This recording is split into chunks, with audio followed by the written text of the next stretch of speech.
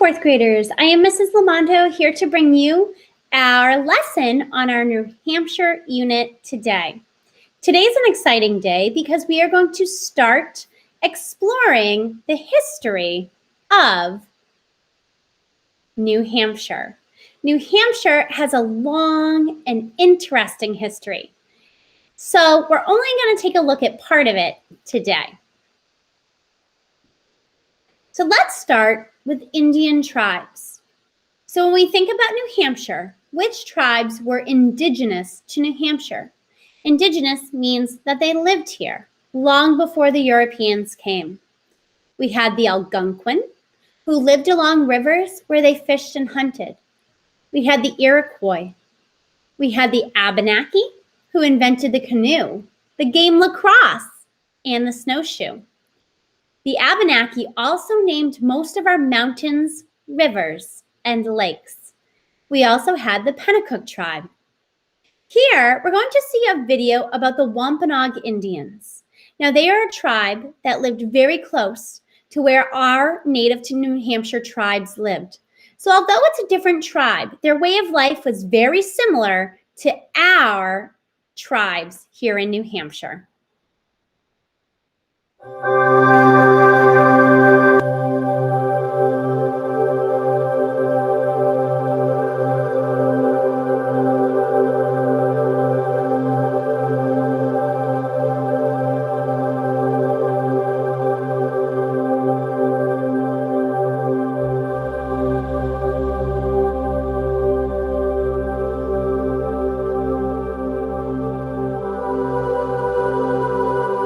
The Wampanoag way.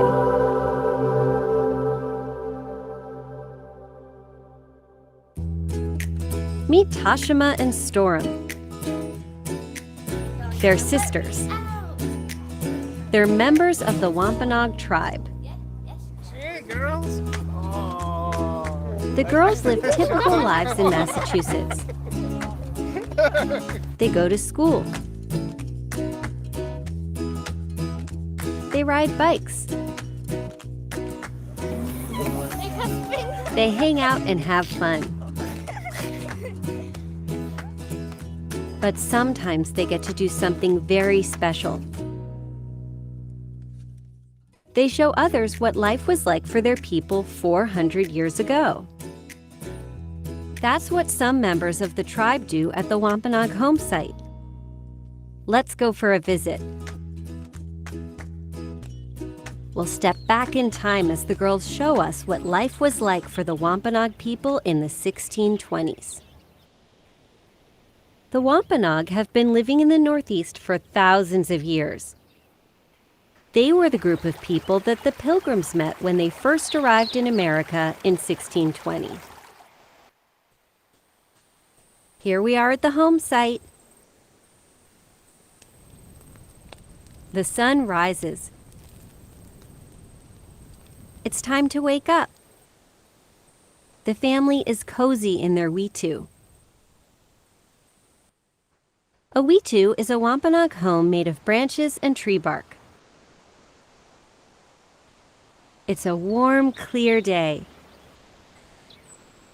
The girls go outside and have some breakfast.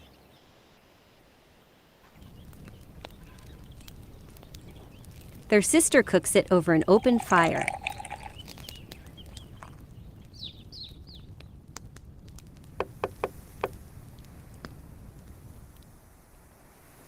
They eat nassamp, which is hot corn porridge. They sweeten their nassamp with berries.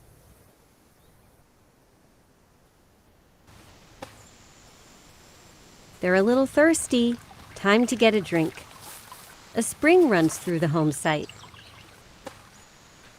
The girls dip hollowed-out gourds into the water and fill them up. The water is cool and fresh.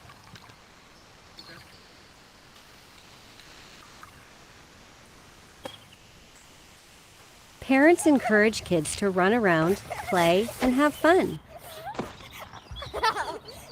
The girls love to play a game called double ball.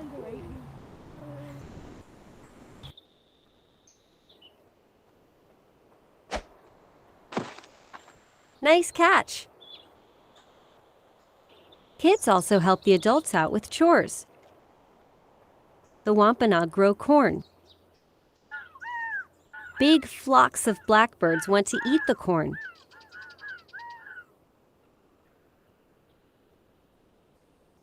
The girls climb up high and yell and shout at the blackbirds. They're like human scarecrows. They scare those hungry birds away. Time for a break. The girls pick some sumac berries with their dad.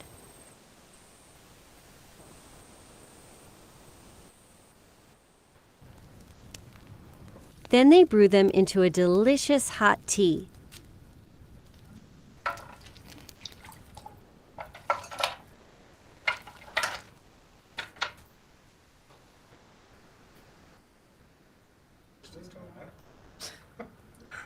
I like it. One more cup, please.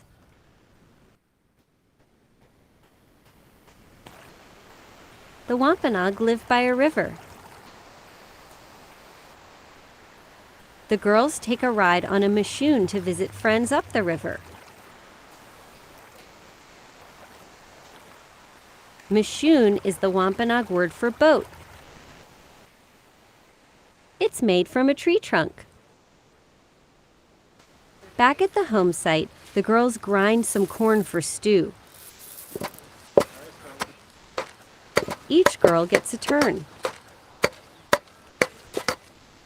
It's a chore, but it's also pretty fun. Yep. Their mom cooks quail over the fire.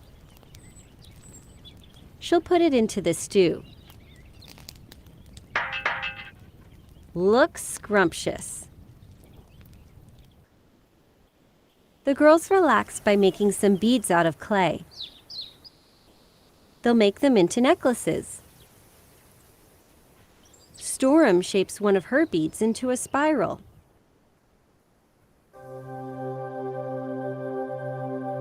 It's been a long, busy day. The girls are getting tired and the sun is going down.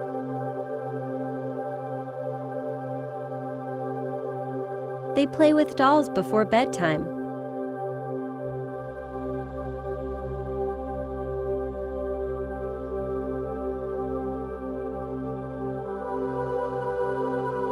And then they cuddle up and go to sleep.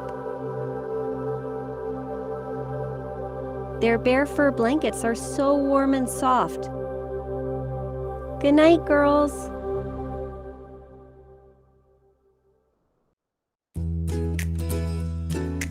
Tashima and Storum love showing what life was like for the Wampanoag long ago. But they also love being typical modern-day kids.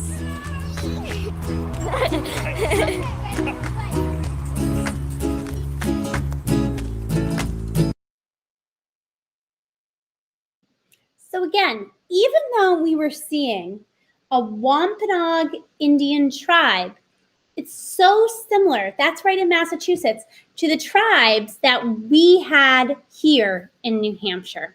Now, first the Indians were here. After that, the Europeans came in. Let's see a little bit about what happened when they started coming in to our great state of New Hampshire.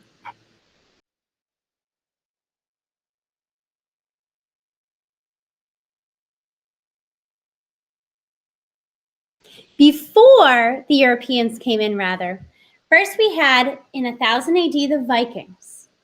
Now, the Vikings came and they explored, but they did not build any permanent settlements here in New Hampshire. In 1603, English Captain Martin Pring explored the Piscataqua River. There's an Abenaki word for us. In 1605, French explorer Samuel de Champlain discovered the Isles of Shoals. If you're at Hampton Beach and you look out on a very clear day, you might see islands. Those are the Isles of Shoals. And in 1614, English Captain John Smith explored the Isles and beyond. So let's look at our first Europeans to America.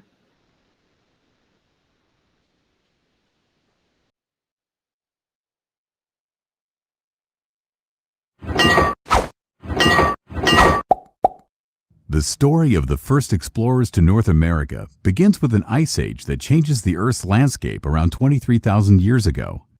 As the ocean recedes, it opens up a land bridge or plain between Asia and North America, where the Bering Strait is located.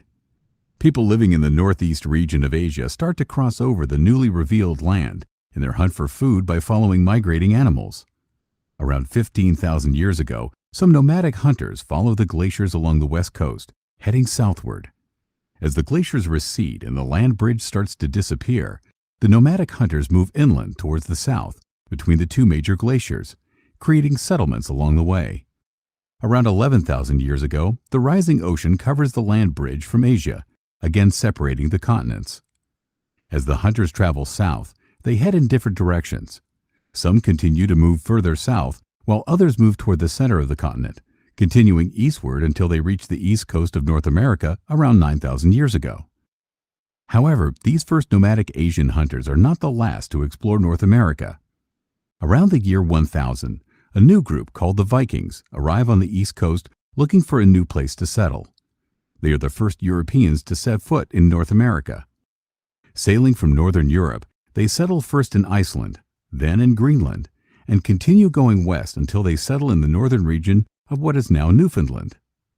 They build a settlement at Anso Meadows and encounter descendants of the original group of nomadic hunters from Asia, now called the First Nations.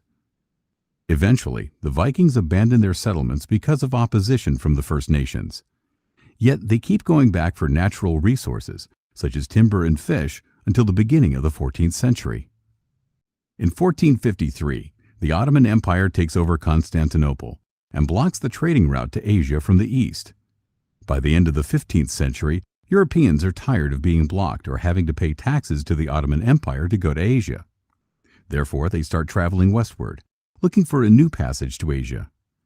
These new European explorers to North America are quickly disappointed that they have not found a route to Asia, but are amazed by the number of fish, land animals, virgin land, tall forests, and precious metals that they have found.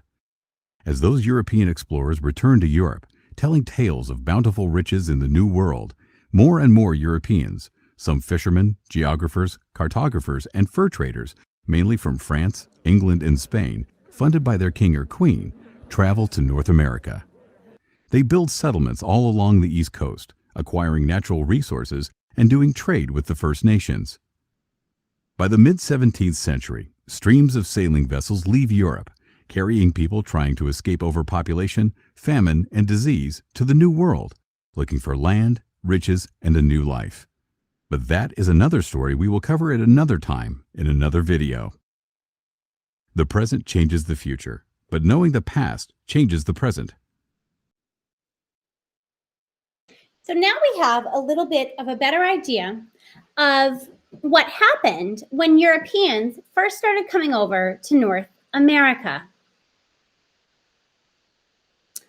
After all these early explorations, the King of England decided it was time to start permanent settlements by having English people living there. So in 1620, King James I made a land grant to an Englishman, David Thompson. 3 years later, Thompson and a group of traders established the first settlement in what is now New Hampshire. They made their village at Odeon Point, which is now part of the city of Rye. The town was founded only 3 years after the Puritans landed at Plymouth Rock. So we can see that as soon as the Pilgrims came over, New Hampshire was founded soon after. In 1622, the Council for New England made a large land grant to John Mason and Sir Fernando Georges. Their tract included a good deal of present-day New Hampshire and Maine. In 1629, Mason and Georges divided the land between them. John Mason called his share New Hampshire.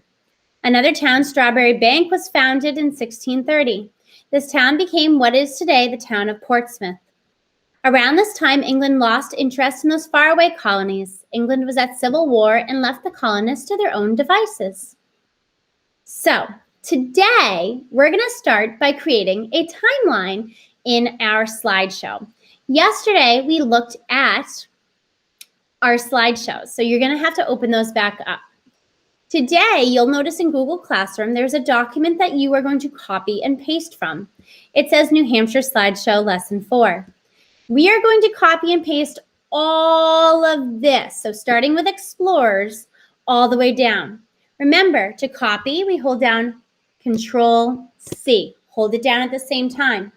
Then we go over to our slideshow and we find slide E, which is number 6, and we Control V to paste. That is all we have for today. Please make sure you copy and paste about our explorers into your slideshow. As always, if you have any questions, check in with your teacher. We'd be more than happy to help you. All right, 4th graders, until next time, I'll see you then. Bye.